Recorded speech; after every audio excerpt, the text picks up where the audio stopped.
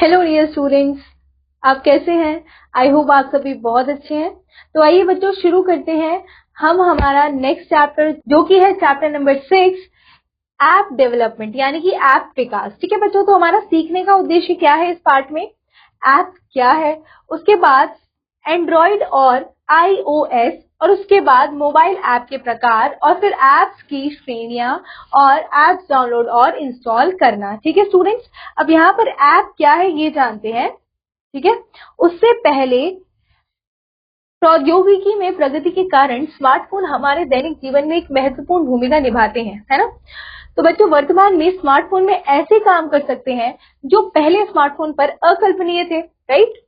आप इससे online bill भुगतान, ऑनलाइन शॉपिंग, वर्तमान में वीडियो कॉलिंग, मैसेज चैट और गेम खेलने जैसे विभिन्न कार्य कर सकते हैं, है ना स्टूडेंट्स। अब देखिए ऐप क्या है, व्हाट इज एन ऐप। तो बच्चों ऐप सबसे लोकप्रिय प्रोग्राम है जो मुख्य रूप में मोबाइल और टैबलेट जैसे हाथ से पकड़ने जाने वाले स्मार्ट उपकरणों यानी कि डिवाइस के लिए विकसित किया गया है। ओके, यह उपयोगकर्ता को अपने व्यक्तिगत और व्यावसायिक कार्यों को अधिक प्रभावी ढंग से करने में मदद करता है। ऐप एक आधुनिक शब्द है जो एप्लीकेशन शब्द से बना है। ठीक है, आमतौर पर ऐप शब्द का उपयोग मोबाइल और टैबलेट जैसे आधुनिक उपकरणों के पर एप्लीकेशन को संदर्भित करने के लिए किया जाता है। ठीक है स्टूडेंट्स, अधिकांश ऐप्स ऐप स्टोर से निःशुल्क डाउनलोड किए जा सकते हैं। ठीक है, ऐप स्टोर से हम क्या कर सकते हैं, उसे डाउनलोड कर सकते हैं, है ना। अब तीन सबसे लोकप्रिय ऐप स्टोर कौन कौन से हैं बच्चों, जैसे कि प्ले स्टोर है, एप्पल का स्टोर है और माइक्रोसॉफ्ट का विंडोज स्टोर है। माइक्रोसॉफ्ट का जो विंडोज स्टोर है, प्ले स्टोर और एप्पल का स्टोर, इन सभी से हम क्या कर सकते हैं बच्चों, इन सभी से हम एप्स डाउनलोड कर सकते हैं। हालांकि विंडोज स्टोर मोबाइल उपकरणों यानी कि डिवाइसेस के लिए उपयोग में नहीं है। ठीक है, विंडोज स्टोर जो एप्लीकेशन है बच्चों वो मोबाइल में यूज करने के लिए नहीं है, लेकिन विंडोज स्टोर से अपने कंप्यूटर के लिए ऐप डाउनलोड कर सकते हैं। ठीक है, तो विंडोज स्टोर से आप कंप्यूटर में ऐप डाउनलोड कर सकते हैं। ओके स्टूडेंट्स, तो एप्लीकेशन मुख्यतः तीन प्रकार की होती हैं। कौन कौन सी बच्चों? Desktop, mobile and web. Okay, you have to remember that. Desktop एक एप्लीकेशन जो मुख्य रूप से कंप्यूटर या लैपटॉप के लिए विकसित की जाती है, डेस्कटॉप एप्लीकेशन कहलाती है। ठीक है, किसके लिए विकसित की जाती है, कंप्यूटर या फिर लैपटॉप के लिए विकसित की जाती है, वो डेस्कटॉप एप्लीकेशन कहलाती है। इस प्रकार की एप्लीकेशन उस हार्डवेयर और ऑपरेटिंग सिस्टम पर निर्भर करती है जिस पर वह चलती है। ठीक है, उसके ऑपरेटिंग सिस्टम पे निर्भर करती है, हार्डवेयर पे निर्भर करती है। अब देखिए मोबाइल एप्लीकेशन, जिसे मोबाइल ऐप भी कहा जाता है, एक सॉफ्टवेयर प्रोग्राम है जो स्मार्टफोन और टैबलेट जैसे हाथ से पकड़े जाने वाले उपकरणों के लिए विकसित किया गया है। ठीक है, ये ऐप डिवाइस पर ही इंस्टॉल और रन होते हैं। ठीक है, उसके बाद मोबाइल ऐप के कुछ उदाहरण है, कौन कौन से बच्चों? स्नैपचैट, व्हाट्सएप और फेसबुक मैसेंजर। फिर आता है बच्चों वेब। वेब ऐप एक एप्लीकेशन प्रोग्राम है जो रिमोट सर्वर पर स्टोर होता है। ठीक है, और वेब ब्राउजर इंटरफेस के माध्यम से इंटरनेट पर एक्सेस किया जाता है। कुछ मोबाइल ऐप्स और वेब ऐप्स एक जैसे दिखते और काम करते हैं। ठीक है, इनमें बहुत कम अंतर होता है, हालांकि ये दोनों एक दूसरे से बहुत अलग होते हैं। ठीक है, इनमें एक बड़ा अंतर है कि वेब ऐप्स को काम करने के लिए इंटरनेट कनेक्शन की आवश्यकता होती है। ओके स्टूडेंट्स, अब देखिए हल्का संकेत यहाँ पे दिया गया है कि वेबसाइट में कई पेज होते हैं। ठीक है, वेबसाइट में बहुत सारे पेजेस होते हैं, जबकि वेब ऐप में सिर्फ एक पेज होता है। ठीक है, वेब ऐप में सिर्फ एक पेज होता है। अब पढ़ते हैं बच्चों एंड्रॉइड एंड आईओएस के बारे में। एंड्रॉइड एंड आईओएस, आज का ज्यादातर मोबाइल डिवाइस एंड्रॉइड और आईओएस पर चलते हैं। ठीक है, किस पर चलते हैं बच्चों? डिवाइस एंड्रॉइड पर और आईओएस पर चलते हैं। एंड्रॉइड एंड्रॉइड मोबाइल उपकरणों यानी कि डिवाइसेस के लिए गूगल द्वारा विकसित एक ऑपरेटिंग सिस्टम है। ठीक है, एंड्रॉइड क्या है बच्चों? मोबाइल उपकरणों के लिए एक ऑपरेटिंग सिस्टम है।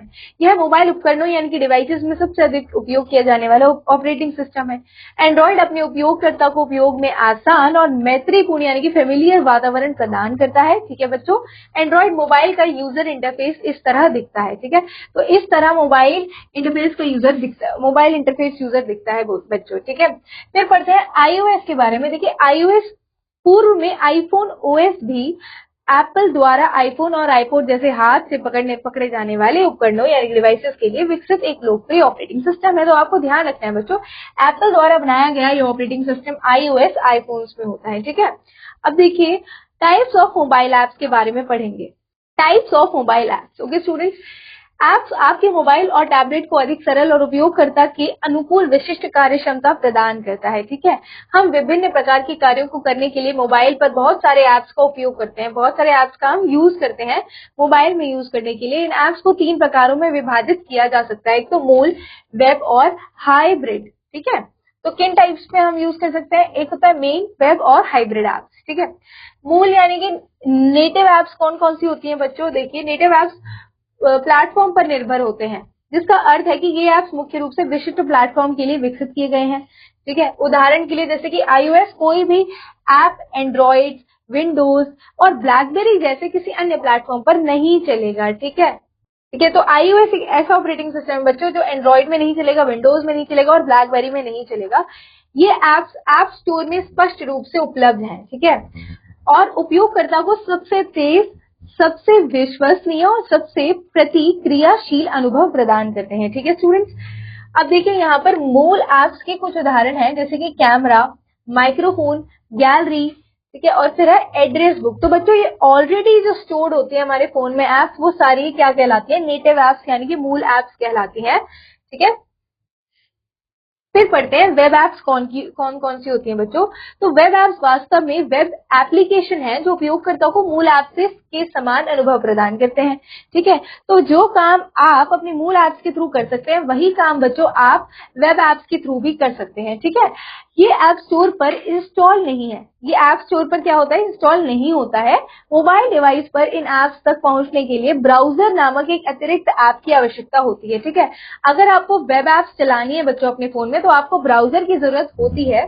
वेब ऐप्स के साथ काम करने के लिए इंटरनेट कनेक्शन की भी आवश्यकता होती है। ठीक है, वेब ऐप्स के कुछ उदाहरण है कौन से बच्चों? OLX, Flipkart and Pinterest. कौन कौन से हैं बच्चों? OLX, Flipkart and Pinterest. Okay, now तो ये सारे बच्चों क्या हैं? ये कुछ ऐप्स के उदाहरण है जो आप ब्राउजर से आपको मिल सकती हैं। फिर आता है हाइब्रिड ऐप्स। हाइब्रिड ऐप कौन कौन सी होती हैं बच्चों? देखिए, नेटिव ऐप और वेब ऐप के फीचर्स को मिलाकर एक ऐप बनाया जाता है। जो नेटिव ऐप और वेब ऐप के फीचर्स को मिलाकर एक ऐप बनाया जाता है, इसीलिए उसे हाइब्रिड ऐप कहते हैं। नेटिव ऐप के समान हाइब्रिड ऐप भी एक विशिष्ट प्लेटफॉर्म के लिए विकसित किया गया है। ठीक है, और ऐप स्टोर पर इंस्टॉल किया गया है। हाइब्रिड ऐप को अपने मोबाइल में इस्तेमाल करने से पहले इंस्टॉल करना होता है। ठीक है, अपने फोन में क्या करना होता है बच्चों? मोबाइल में इस्तेमाल करने से पहले इंस्टॉल करना होता है। हाइब्रिड ऐप आपके डिवाइस के कई हार्डवेयर फीचर्स जैसे कैमरा का उपयोग करके बनाया जा सकता है। ठीक है, यह वेब ऐप के समान HTML और CSS का उपयोग करके विकसित किया जाता है। ठीक है स्टूडेंट्स, तो ये है HTML लैंग्वेज और CSS लैंग्वेज। ठीक है, एक हल्का संकेत आपको यहाँ दिया गया है बच्चों, मूल एप्स आइकन, तो ये है वेब आइकन्स। ओके स्टूडेंट्स, ये है गैलरी और वेब ऐप आइकन्स कौन से हैं? ये पिंटरेस्ट का आइकन और फ्लिपकार्ट का आइकन है। नाउ कैटेगरीज ऑफ एप्स, यानी कि एप्स की श्रेणियों के बारे में बच्चों पढ़ते हैं। एप्स हमारी जिंदगी का सबसे महत्वपूर्ण हिस्सा बन गए हैं। आजकल लोग संचार, सीखने, सिखाने और गेम खेलने जैसे कई उद्देश्यों के लिए मोबाइल ऐप का उपयोग कर रहे हैं। ठीक है, जैसा कि आप जानते हैं कि एप्पल एक ऐप स्टोर है। क्या है? एप्पल एक ऐप स्टोर है और गूगल प्ले स्टोर दो सबसे लोकप्रिय ऐप स्टोर है। ठीक है, अब देखिए, इन स्टोर्स में विभिन्न प्रकार के ऐप्स होते हैं जिन्हें आगे विभिन्न श्रेणियों में वर्गीकृत किया गया है। ऐप्स की कुछ श्रेणियां निम्न है। तो सबसे पहले बच्चों, ऐप्स की एक श्रेणी होती है गेमिंग ऐप्स। ठीक है, गेमिंग ऐप्स होती है कुछ, आप उन सभी को जानते होंगे, राइट। आप देखिए, आज मोबाइल ऐप्स में सबसे लोकप्रिय कैटेगरी गेमिंग ऐप्स है, जो ऐप स्टोर 24% से अधिक क्षेत्र को साक्षात करते हैं। ठीक है, गेमिंग ऐप स्टोर हमारे देखिए मतलब 24% स्पेस लेते हैं ऐप स्टोर, मतलब इतनी ज्यादा भूमिका रखते हैं ये गेमिंग ऐप्स। गेमिंग ऐप हमारे ध्यान और एकाग्रता यानी फोकस जैसे हमारे संख्यात्मक कौशलों में सुधार करने में भी मदद करते हैं। कुछ आपके मैथमेटिकल स्किल्स को इम्प्रूव करने के लिए गेमिंग स्किल्स होते हैं। ठीक है, तो सबसे अधिक उपयोग किए जाने वाले gaming apps among us, candy crush, saga and angry birds. आप सभी इन ऐप्स को जानते हैं, आपने खेले भी होंगे, नहीं खेले तो मत खेलिए क्योंकि बच्चों के लिए अच्छे नहीं, बच्चों को गेम्स ज्यादा नहीं खेलने चाहिए। ठीक है, उसके बाद है उत्पादकता एप्स यानी कि प्रोडक्टिविटी एप्स। ठीक है, तो प्रोडक्टिविटी एप्स कौन से हैं बच्चों? उत्पादकता एप्स जिन्हें व्यावसायिक एप्स के रूप में भी जाना जाता है। ठीक है, तो व्यवसायियों द्वारा कई जटिल कार्यों को करने के लिए उपयोग किए जाते हैं। ठीक है, सबसे अधिक उपयोग किए जाने वाले उत्पादक एप्स गूगल कैलेंडर यूज किया जाता है बच्चों, बहुत ही कॉम्प्लेक्स डेटा को बहुत ही अच्छे से ऑर्गेनाइज करके यहाँ प्रेजेंट किया जाता है। फिर आता है एवीनोट एंड ड्रॉप बॉक्स है। ठीक है, एवीनोट और ड्रॉप बॉक्स भी एप्स हैं जो यूज किए जाते हैं। फिर आता है बच्चों एंटरटेनमेंट एप्स, यानी कि मनोरंजन एप्स एक कैटेगरी है। मनोरंजन एप्स लोगों के मनोरंजन के लिए विकसित किए गए हैं, राइट। ये एप्स उपयोगकर्ताओं को वीडियो देखने की सुविधा देते हैं। मनोरंजन एप्स का मुख्य उद्देश्य अपने उपयोगकर्ताओं को व्यस्त रखना है, यानी कि बिजी रखना है। सबसे अधिक प्रयोग किए जाने वाले मनोरंजन ऐप कौन से बच्चों? नेटफ्लिक्स। ठीक है, नेटफ्लिक्स जो आजकल सब मूवीज एंड वेब सीरीज देखने के लिए यूज करते हैं। फिर आता है टॉकिंग टॉम, ठीक है, जो आपकी आवाज को उसके अपने अंदाज में रिपीट करता है। उसके बाद यूट्यूब, जो कि सबसे ज्यादा यूज किए जाने वाले ऐप है वीडियोस के लिए, पढ़ाई के लिए भी बहुत ज्यादा यूज होता है। ठीक है, और उसके बाद हल्का संकेत बच्चों यहाँ दिया गया है कि ऐप बनाने के बाद गूगल प्ले पर लॉन्च किया जाता है। ऐप बनाने के बाद कोई भी ऐप जब बनता है ना बच्चों, तो उसे कहाँ लॉन्च किया जाता है? गूगल प्ले पर लॉन्च किया जाता है। ओके,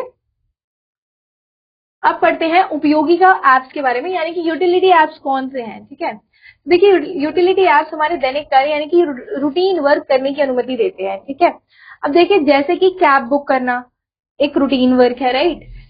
रेलवे टिकट बुक करना, डॉक्टर के साथ अपॉइंटमेंट बुक करना, फिर फाइलें साझा करना और गणना करना आदि। तो ये सारे क्या है बच्चों? ये यूटिलिटी एप्स है जो हमारे डेली जो वर्क है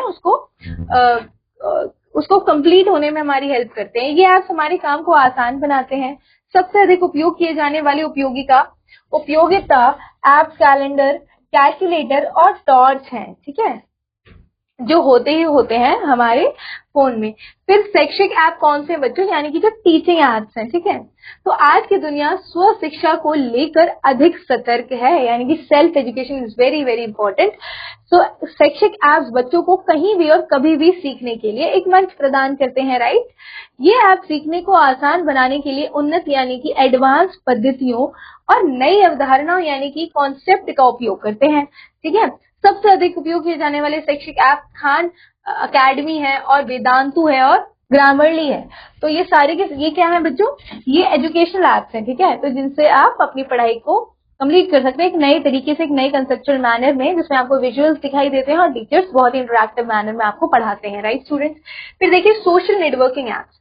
सोशल नेटवर्किंग ऐप्स हमें दोस्तों और परिवारों के सदस्यों से जुड़ने की अनुमति देते हैं। इन ऐप्स का मुख्य उद्देश्य क्या है? आपको आपके दोस्तों, परिवार हो और कुछ अन्य लोगों से जोड़े रखता है जिनसे आप नियमित रूप से नहीं मिलते हैं। सोशल नेटवर्किंग ऐप्स का उपयोग करके आप अपने व्यक्तिगत और व्यावसायिक विचार, फोटो और वीडियो साझा कर सकते हैं। सबसे अधिक उपयोग किए जाने वाले सोशल नेटवर्किंग ऐप्स कौन से हैं बच्चों? फेसबुक है, लिंक्डइन है और व्हाट्सएप है। ठीक है, तो ये लोग सबसे ज्यादा यूज करते हैं इन ऐप्स को लोगों से कनेक्ट रहने के लिए, उन्हें अपनी डेली लाइफ या फिर बहुत इंपॉर्टेंट इवेंट्स को शेयर करते हैं उनके साथ, राइट स्टूडेंट्स। फिर आता है संचार ऐप यानी कि कम्युनिकेशन ऐप, राइट स्टूडेंट्स। संचार ऐप हमें संदेश, जानकारी और टेक्स्ट को वीडियो या ऑडियो के रूप में भेजकर या प्राप्त करके एक दूसरे के साथ संवाद करने की अनुमति देता है, कम्युनिकेट करने की अनुमति देता है। सबसे अधिक उपयोग किए जाने वाले संचार ऐप है स्काइप, बच्चों बहुत यूज किया जाता है। फिर मैसेंजर ऐप है और फिर फेस टाइम ऐप है। ओके, फिर देखिए नेक्स्ट बच्चों आता है ई कॉमर्स ऐप्स कौन से होते हैं? ई कॉमर्स का अर्थ है इंटरनेट पर किसी ऑनलाइन सेवा पर उत्पाद खरीदना या बेचना। ठीक है, ई कॉमर्स ऐप्स हमें घर या किसी अन्य स्थान पर बैठकर उत्पाद खरीदने या बेचने की अनुमति देते हैं। ठीक है, ई कॉमर्स ऐप्स के कुछ उदाहरण पेटीएम हो गया, अमेजोन हो गया और बच्चों क्या है? ब्लिंकिट हो गया। ठीक है, download and installing the app, बच्चों न्यू टॉपिक है हमारे पास कि कैसे आप डाउनलोड कर सकते हैं ऐप और कैसे इंस्टॉल कर सकते हैं। जैसे कि आप पहले ही जानते हैं कि ऐप एक सॉफ्टवेयर प्रोग्राम है, राइट स्टूडेंट्स। इसीलिए किसी भी ऐप का उपयोग करने के लिए आपको पहले उसे अपने मोबाइल डिवाइस पर इंस्टॉल करना होगा, है ना। यूज करने के लिए आपको उसे इंस्टॉल करना होगा। हम गूगल के प्ले स्टोर से एक ऐप इंस्टॉल करने के लिए एक एंड्रॉइड डिवाइस का उदाहरण ले रहे हैं। ठीक है, एंड्रॉइड डिवाइस पर ऐप डाउनलोड या इंस्टॉल करने के लिए निम्न स्टेप्स का पालन करें। तो स्टेप 1 है, आप एंड्रॉइड मोबाइल के प्ले स्टोर आइकन पर टैप करें। ठीक है, प्ले स्टोर आइकन बच्चों कुछ इस तरह दिखता है, इस पर आपको टैप करना है। गूगल के प्ले स्टोर की होम स्क्रीन दिखाई देती है। उसके बाद शीर्ष पर एप्स और गेम्स खोजें, बॉक्स ऐप का नाम या संबंधित कीवर्ड टाइप करें। ठीक है स्टूडेंट्स, हमने घर का सामान खरीदना कीवर्ड टाइप किया है, संबंधित ऐप्स की एक सूची दिखाई देगी। ठीक है, तो इंस्टॉल करने के लिए दिखाई देने वाली जानकारी स्क्रीन पर टैप करें। हमने 10 मिनट ग्रोसरी डिलीवरी ऐप को टैप किया है। ठीक है, तो 10 मिनट ग्रोसरी डिलीवरी ऐप को टैप करेंगे और इंस्टॉल बटन पर टैप करेंगे। उसके बाद ऐप की डाउनलोडिंग शुरू हो जाएगी और जब डाउनलोडिंग पूरी हो जाएगी तो इंस्टॉलेशन प्रक्रिया स्वचालित रूप से शुरू हो जाएगी। ठीक है, कुछ ही सेकंड में आपका ऐप मोबाइल में इंस्टॉल हो जाएगा और गूगल पर इंस्टॉल और ओपन बटन दिखाई देने लगेंगे। ओके स्टूडेंट्स, अनइंस्टॉल और ओपन बटन दिखाई देने लगेंगे। ऐप का उपयोग करने के लिए ओपन बटन पर क्लिक कर टैप करें। अगर आप ऐप को अनइंस्टॉल करना चाहते हैं तो अनइंस्टॉल बटन पर टैप करें। ओके स्टूडेंट्स, तो देखिए आपने क्या किया, ज़ेप्टो का 10 मिनट ग्रोसरी ऐप को डाउनलोड करा है, इंस्टॉल बटन पर टैप किया, टैप करते ही बच्चों ये डाउनलोड हो जाएगा और यहाँ पर आपको ओपन का ऑप्शन दिखाई दे रहा है, आप उस पर टैप करिए। ठीक है, अब बच्चों पढ़ते हैं एक मजेदार तथ्य। अपने एंड्रॉइड मोबाइल से किसी ऐप को अनइंस्टॉल करने के लिए सेटिंग्स ऐप मैनेजमेंट का भी उपयोग कर सकते हैं। ठीक है, कौन सी ऐप का उपयोग कर सकते हैं बच्चों? सेटिंग्स ऐप मैनेजमेंट का भी उपयोग कर सकते हैं। डेवलपिंग एन ऐप, तो बच्चों डेवलप कैसे करना है एक ऐप ये सीखते हैं। कई open source app development software उपलब्ध हैं। ठीक है बच्चों, तो वे एक ऐप विकसित करने में हमारी मदद करते हैं। ऐप विकसित करते समय हमें कुछ बातों का ध्यान रखना चाहिए। कौन सी बातें बच्चों? ऐप विकसित करने का विचार अनोखा यानी कि यूनिक होना चाहिए, राइट। जिस ऐप को हम विकसित करने जा रहे हैं उसमें सभी प्रासंगिक यानी कि रेलेवेंट सुविधाएं शामिल होनी चाहिए। ऐप उपयोगकर्ता को अनुकूल होना चाहिए। ठीक है, अब आइए गूगल द्वारा उपलब्ध कराए गए ऐप इन्वेंटर नामक फ्रीवेयर टूल की मदद से मोबाइल ऐप बनाएं। ठीक है, तो किससे बनाते हैं बच्चों? गूगल का एक ऐप इन्वेंटर नामक फ्रीवेयर टूल है। ठीक है, ऐप इन्वेंटर याद रखना है। फिर ऐप आविष्कारक ऐप इन्वेंटर की एक निःशुल्क ऐप डेवलपमेंट टूल है बच्चों, जो गूगल द्वारा प्रदान किया गया है। ऐप इन्वेंटर की मदद से हम स्मार्टफोन के लिए ऐप बना सकते हैं। ठीक है, ऐप इन्वेंटर की कार्यप्रणाली स्क्रैच प्रोग्रामिंग भाषा के समान है। ठीक है, जिसमें हम ऐप बनाने के लिए ब्लॉक को खींचते और छोड़ते हैं। ऐप इन्वेंटर के दो बुनियादी विचार हैं। कौन कौन से बच्चों? एक है डिजाइन व्यू और एक है ब्लॉक एडिटर व्यू। ओके, तो एक दृश्य में किसी एप्लीकेशन को डिजाइन करने के लिए आवश्यक सभी घटक शामिल है। इसमें दृश्य यानी कि व्यू वह स्थान है जहां हम किसी एप्लीकेशन को निष्पादित करने के लिए ब्लॉकों को जोड़ते हैं। ठीक है, फिर बढ़ते हैं ऐप आविष्कारक की स्थापना। ऐप इन्वेंटर की स्थापना के लिए हमारे पास एक जीमेल अकाउंट होना चाहिए। ऐप इन्वेंटर का उपयोग करके ऐप बनाने के लिए निम्न स्टेप्स का पालन करें। क्या करना है बच्चों?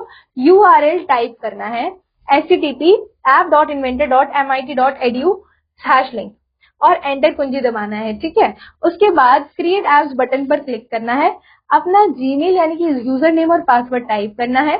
उसके बाद नेक्स्ट बटन पर क्लिक करें और फिर मैं सेवा की शर्तों को स्वीकार करता हूं एग्री बटन पर क्लिक करें। उसके बाद ऐप बनाने के लिए जारी रखें यानी कि कंटिन्यू पर क्लिक करें और अपना प्रोजेक्ट शुरू करने के लिए स्टार्ट न्यू प्रोजेक्ट बटन पर क्लिक करें। ठीक है बच्चों, उसके बाद स्टेप 8 है प्रोजेक्ट नेम बॉक्स में अपने प्रोजेक्ट का नाम टाइप करें और ओके बटन पर क्लिक करें। ठीक है, देखिए प्रोजेक्ट डिजाइनर विंडो प्रकट होती है। इसे 4 पैनल में विभाजित किया गया है। कौन कौन से 4 पैनल बच्चों? एक है palette panel, then view panel, then component panel, then properties panel. Okay, तो पैलेट पैनल क्या है? बाईं ओर एक पैलेट पैनल होता है जहां की छवियों यानी कि इमेज तथा अन्य फंक्शनों का चयन कर सकते हैं। ठीक है, पैलेट की दाईं ओर सफेद क्षेत्र होता है जहां हम अतिरिक्त घटकों यानी कि एलिमेंट को देख और व्यवस्थित कर सकते हैं। दृश्य पैनल में, कंपोनेंट पैनल में, इस पैनल में एक पदानुक्रमित दृश्य में स्क्रीन पर जोड़े गए सभी घटकों यानी कि कंपोनेंट्स की एक सूची दिखाता है। जब हम व्यूअर में किसी घटक यानी कंपोनेंट पर क्लिक करते हैं तो हम उसके गुणों यानी कि प्रॉपर्टीज को सूचीबद्ध यानी कि लिस्टेड देख सकते हैं। एलिमेंट्स के गुणों यानी कि प्रॉपर्टीज को यहाँ बदला जा सकता है। ठीक है, तो बच्चों देखिए this is the view panel, this is plate panel, ठीक है, ये पूरा प्लेट पैनल है, पैलेट लिखा है ना यहाँ पे, पैलेट, सॉरी प्लेट नहीं, पैलेट पैनल है, तो ये है पैलेट पैनल। उसके बाद बच्चों ये है कंपोनेंट्स पैनल, ठीक है, तो ये है कंपोनेंट्स पैनल और कंपोनेंट के यहाँ पे प्रॉपर्टीज पैनल है इस साइड में। फिर एक टॉकिंग ऐप बनाना है, फॉर एग्जाम्पल आपको एक टॉकिंग ऐप बनाना है, ठीक है, तो प्रोजेक्ट डिजाइनर विंडो में हम बटन, चित्र यानी कि इमेज या टेक्स्ट बॉक्स चुनकर इंटरफेस डिजाइन करेंगे और हमारे ऐप की कार्य क्षमता निर्दिष्ट करेंगे, ठीक है। एक ऐप जोड़ना, देखिए पैलेट पैनल से व्यू पैनल पर एक बटन खींचे और जोड़े।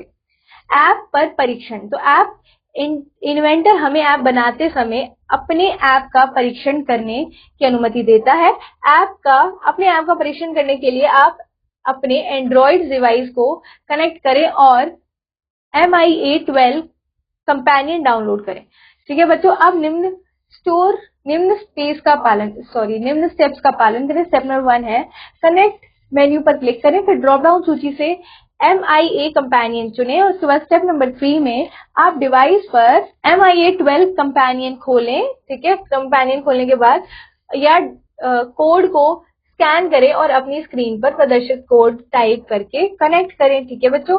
उसके बाद सुनिश्चित करें कि इन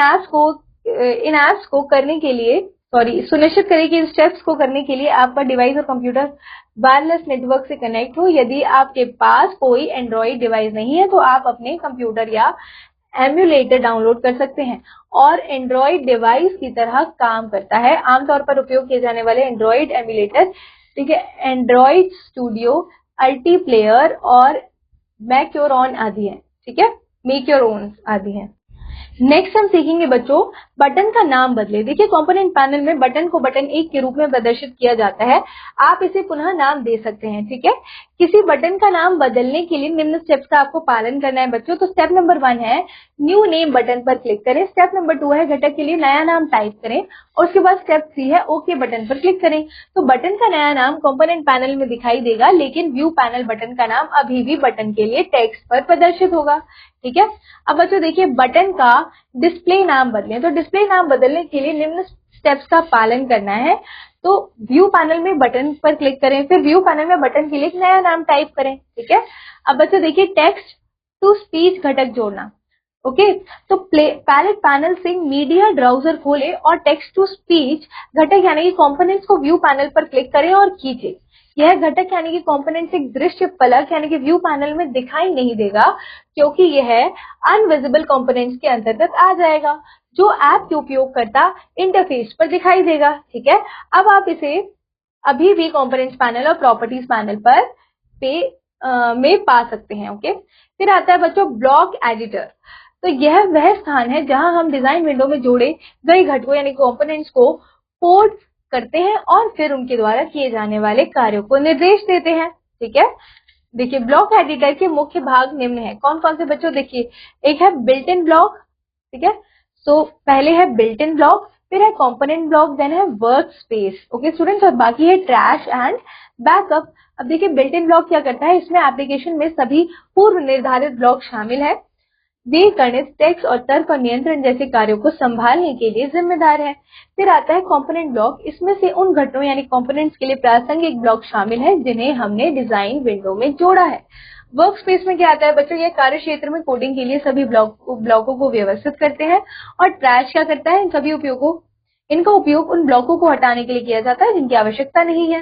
और बैकअप का मतलब है जब हम ऐप इन्वेंटर के बाहर निकलते हैं तब यह सभी ब्लॉकों की कॉपी स्टोर करता है, ठीक है स्टूडेंट्स। बटन के लिए क्लिक इवेंट करें, ठीक है, क्लिक इवेंट बनाना कैसे करेंगे। स्टेप नंबर 1 है टॉकिंग बी बटन पर क्लिक करें, ठीक है, टॉकिंग बी बटन पर क्लिक करें। उसके बाद स्टेप 2 है व्हेन टॉकिंग बी खींचें और जोड़े। ब्लॉक डू पर क्लिक करें और इसे वर्क स्पेस पर खींचें और जोड़ें। यह एक इवेंट हैंडलर ब्लॉक है जो यह संभालेगा कि आपके ऐप पर बटन क्लिक करने पर क्या होता है, ठीक है। फिर बच्चों देखिए स्पीच एक्शन पर एक टेक्स्ट प्रोग्राम बनाना। तो स्टेप नंबर 1 है स्पीच एक्शन पर टेक्स्ट ब्लॉक पर क्लिक करना है। उसके बाद कॉल स्पीच एक्शन पर टेक्स्ट 1 ब्लॉक पर ब्लॉक करके रखें। और उसके बाद स्टेप नंबर 3 है इस वर्कस्पेस ऐप पर खींचे और बटन क्लिक ब्लॉक पर जोड़ें, ठीक है। यह ब्लॉक यह ब्लॉक तब निष्पादित होगा जब हमारे ऐप पर बटन क्लिक हो जाएगा और हमारा फोन बोलने लगेगा, ठीक है। फिर आता है बच्चों टेक्स्ट ब्लॉक में मैसेज दर्ज करना। तो टेक्स्ट कंपोनेंट्स पर क्लिक करें, उसके बाद मैसेज ब्लॉक को call text to speech one message block पर खींचे और जोड़े और उसके बाद मैसेज ब्लॉक में मैसेज टाइप करें। फिर अपने ऐप का परीक्षण करें, यानी कि टेस्ट करें। कैसे करेंगे? अपने ऐप का परीक्षण करने के लिए कनेक्टेड डिवाइस या एम्यूलेटर पर जाएं, ठीक है, और बटन पर क्लिक करें। आपका फोन वाक्यांश को जोर से पढ़ेगा। अपने फोन लैपटॉप का वॉल्यूम तेज रखें और कैप्चा एक संबंधित शब्द है जिसका अर्थ है कैप्चा एक संक्षिप्त शब्द है जिसका अर्थ है बच्चों completely automated public turning test to tell computers and humans apart. Okay students, अब यहाँ ये चैप्टर समाप्त होता है। तो इस चैप्टर में आए बच्चों कुछ बिंदुओं को देखते हैं। चलो फिर से देखें। ऐप एक सॉफ्टवेयर है जो मुख्य रूप से मोबाइल और टैबलेट जैसे हाथ से पकड़े जाने वाले स्मार्ट डिवाइसों के लिए विकसित किया गया है, ठीक है। और 3 सबसे लोकप्रिय app store Google play store है, एप्पल का ऐप स्टोर है और माइक्रोसॉफ्ट का विंडो स्टोर है। एप्लीकेशन मुख्य रूप से 3 प्रकार के होते हैं, desktop, mobile and web application. उसके बाद मोबाइल ऐप 3 प्रकार के होते हैं, native, web and hybrid. Okay, then Android mobile डिवाइसों के लिए गूगल द्वारा विकसित एक ऑपरेटिंग सिस्टम, ठीक है स्टूडेंट्स। तो यहाँ ये चैप्टर समाप्त होता है। हम मिलते हैं अगली क्लास में अगले चैप्टर के साथ। स्टूडेंट्स, आशा है आप सभी को ये चैप्टर बहुत अच्छे से समझ आया होगा। तो students, you have to keep learning, keep revising. Thank you, all the very best. Okay.